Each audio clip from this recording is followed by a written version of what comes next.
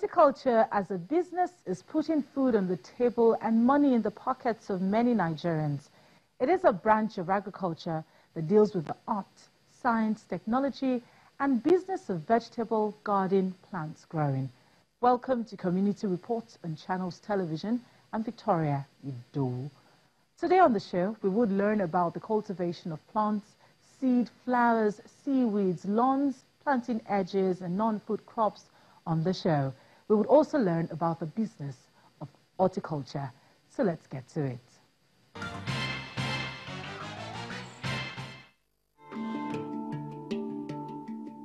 Trees, flowers, and other plants, pleasant to behold. They come in different forms, shapes, textures, and colors.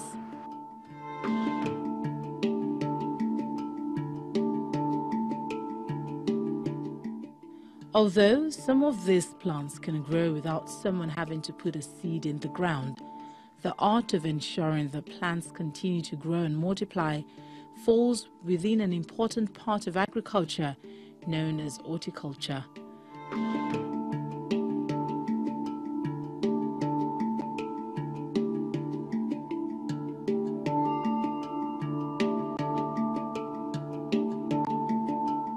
Horticulture is at the most basic level the science of cultivating fruits, vegetables, flowers, ornamental plants. It's also a branch of agriculture that covers the cultivation of medicinal plants, fruits, vegetables, nuts, seeds, herbs, shrubs, mushrooms, algae, flowers, seaweeds, lawns, planting edges, and non-food crops such as grass and ornamental trees and plants. Inside agriculture, horticulture contrasts with extensive field farming as well as animal husbandry. It also includes plant conservation, landscape restoration, landscape and garden design, construction, and maintenance.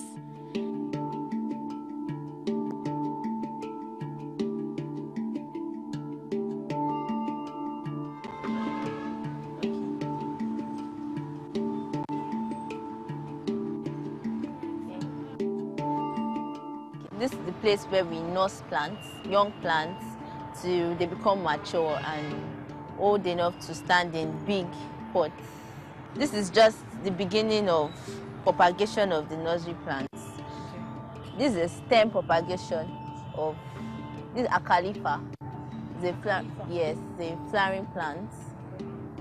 So it's an edge plant and it also has its medicinal properties also. So this is how we start. This is called a polythene bag. It has different sizes. So we put topsoil, manure, and our stem cutting of the plant. And this plant is used for edges, that is to decorate homes, plant across the edges. And it also has its medicinal properties also. So when you have it around your house, it's not just for the beauty, it has its medicinal property. You can just, because some people in Yoruba land, when they just give birth to children, they use the leaf to bathe children to remove skin rash. So it's aside being beautiful, it's medicinal too around the home. Moses Adelowokan is one horticulturist who has been feeling with the plant for the past 2 decades. Horticulture, in a layman's language, is divided into 3 areas. We have pomology, olericulture, and floriculture. Pomology has to do with fruits, plantain, banana, mango, and what have you. That is the area. There is a section for that, and there are specialists who are supposed to be working on that. They have research team, entomologists, virologists, and what have you for pomology, that is fruit. They have the same thing for vegetables, which is olericulture. Then floriculture is what is not particularly popular.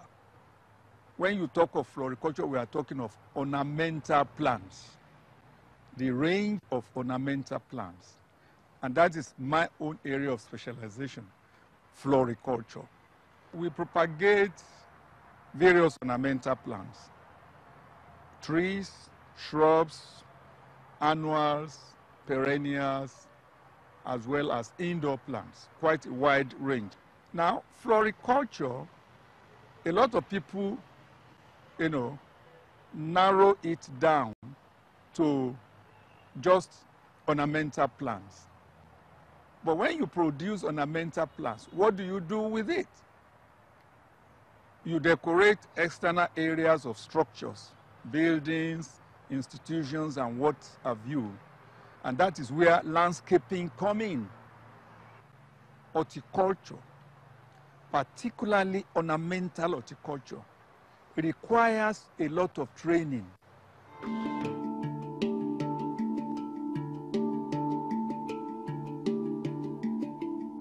Training as an horticulturist in Nigeria comes in different forms. When you go to a school of agriculture at your OND level, the School of Agriculture is like a polytechnic where they offer OND and HND. When you go there, even in your agricultural training, you will have a little bit of floriculture or ornamental plants. You just train, talk about a few of them, and that's all. But sometime in 1982, thereabout, HND students are now trained as landscape horticulturists, but they describe it as landscape technology for them. And this is meant for the students who pass through School of Agric, OND in general agriculture, or School of Forestry, general forestry. So they are now able to come into their HND level. Unfortunately, the intake was very poor. The people coming for it. In most cases where you have specialization in other courses, when you talk of landscape horticulture, you probably have 5, 7, or 8 of them in the class. It's not popular as such, and it's still not popular till today.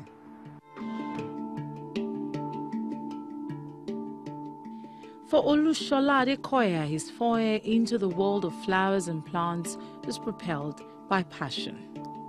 I started agricultural business dated back in the 70s when I was young in secondary school, because I'm a lover of plants. I started by collecting. Let me say, I was a collector then, collecting varieties of plants. I never knew I was going to turn it into a venture. The training is more or less of experience over the years of doing the job. Then later, I invested hugely in going for short courses, both locally and overseas. Just in case you've been wondering, is this a field meant for men alone? Let's meet a young lady who has her place cut out for her in this nature-based venture. I'm Olisha Galuatoyin. I'm the nursery manager here at the garden. I read plant science, and I manage the nursery. I take care of the plants, I propagate, and I also sell plants to people. I educate them about plants, its usefulness to the society, its benefits to humans, because we have different kinds of plants. We have ornamental, medicinal, air purifying plants, indoor plants, different kinds of plants with different usefulness, and most people don't know about that. So I try to educate. So it's not just about selling plants or cultivating. I try to educate them about it. And we also have some plants that are beautiful but poisonous. Nigeria is blessed with relatively good weather, soil, and has comparative advantage in horticulture. But those in this field think the potential in this agricultural subsector have not been stretched.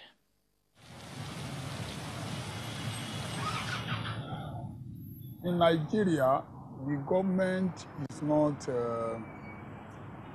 putting much or looking into that area, unlike an advanced country whereby it's more or less like a source of income for them. Take for instance, don't let me go too far. In Kenya, they engage nothing less than 4.5 million of their indigenous in horticulture. I'm now talking of aspect of agriculture, either by growing vegetables, ornamental plants, and whatever. But horticulture is not only limited to ornamental plants alone, like I rightly said. There is not much interest or a sort of government is not creating an enabling environment to make the venture a viable one. Horticulture can actually add to the GDP of Nigeria if it is well harnessed. And presently, the research has told us that government, the contribution of the existing horticulturists into the GDP is very, very low. It's below 1%. In Nigeria, I don't think the populations that are engaged in horticulture, they are up to, I don't even think they are up to 500,000. They are not up to. If you take off those farmers that are engaged in cultivation of vegetables and fruit, then on the aspect of ornamental, I don't think there are even up to 5,000 people that are engaged.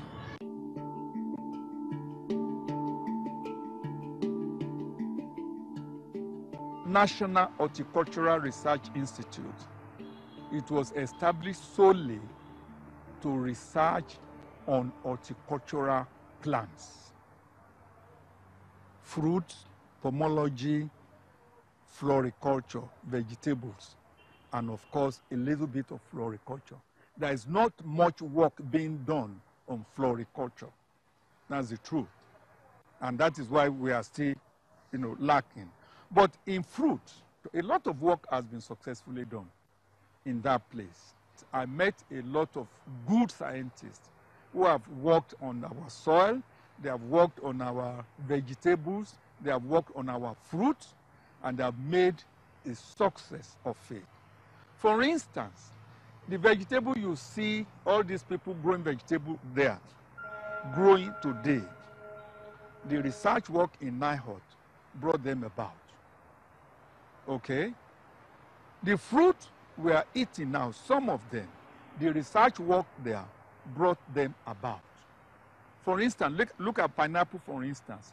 The crown of pineapple, which was the only means of propagation in the past, they have been able to research there that cutting it into small bits, technically, and propagating, you can have up to 50 plantlets from the crown, from just one crown.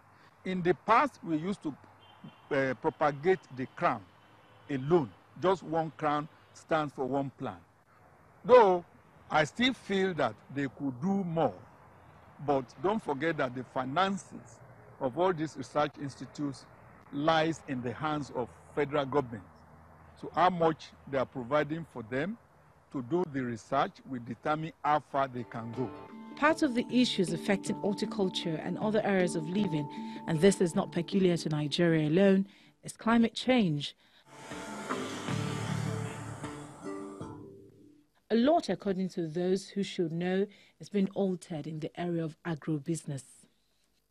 I know that the harvesting on the field these days is not as high as it used to be in those days because of the negative effect that if our croppings are going through in recent time.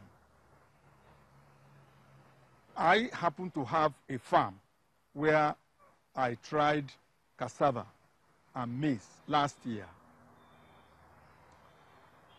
Because we were a little bit late in planting, we didn't get anything.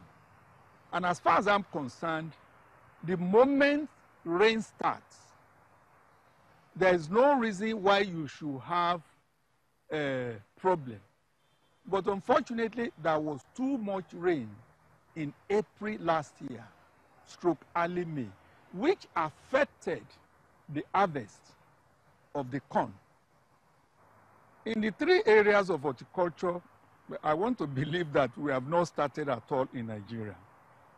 If you ask me, I don't think we have yet started because we don't have enough research facilities to look after the problems. Go to where market areas, where they dump oranges, mangoes during their seasons, you will see a lot of waste. If you ask me, maybe up to 50% of our harvest in Nigeria is being destroyed by carelessness, inadequate facilities for preservation, which I think is very unfortunate.